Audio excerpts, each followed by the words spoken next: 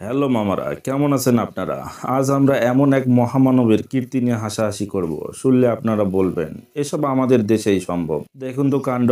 এই ব্যক্তি 7,000 টাকা খরচ করে ধানের শীষ দিয়ে বানিয়েছেন পোশাক, উদ্দেশ্য বিএনপির জনসভায় যাবেন। ভালোবাসা দেখুন, আমার তো মনে হচ্ছে ধান ক্ষেতের মালিকও এত ধান ভালোবাসে না যতটা না এই ভাই ভালোবাসেন। তবে পাবলিকের কথা শুনলে আরো মজা পাবেন। কেউ বলছেন এটা ভণ্ডামি, কেউ বলছেন ধান্দাবাজি। আরে ভাই, 7,000 টাকা, এই টাকা দিয়ে তো একটা ছোটখাটো মুদির দোকান দেওয়া যেত, কিংবা কয়েকটা ইতিমের মুখে খাবার তুলে দেওয়া যেত। কিন্তু না, তিনি বানাবেন ধানের শীষের পোশাক। একেই বলে দলের প্রতি অগাধ প্রেম। ভাবুন তো, যদি এই 7,000 টাকা মসজিদ কিংবা ইতিমখানায় দান করা হতো, তাহলে হয়তো কিছু মানুষের উপকার হতো, আর তিনিও সওয়াব পেতেন আজীবন। কিন্তু আমাদের এই ভাইয়ের কাছে দলের ভালোবাসাটাই আসল। পেটে খাবার থাকুক আর না থাকুক, দলের জন্য ফ্যাশন চাই। আর এই দিক দিয়ে টেম্পু স্ট্যান্ড কাঁপানো এক নেতা কঠিন একটা জোকস বলেছে, এই ভাই নাকি ভাইরাল, তাই নাকি বিনা নির্বাচনে মন্ত্রী পদ দেওয়া উচিত তাকে। বাহ, লজিকটা আমার খুব পছন্দ হলো। তাহলে তো যাদের টিকটক ভিডিও ভাইরাল হয় সবাই মন্ত্রী হয়ে যাবে, দেশটা তাহলে শালির বেটিদের হাতে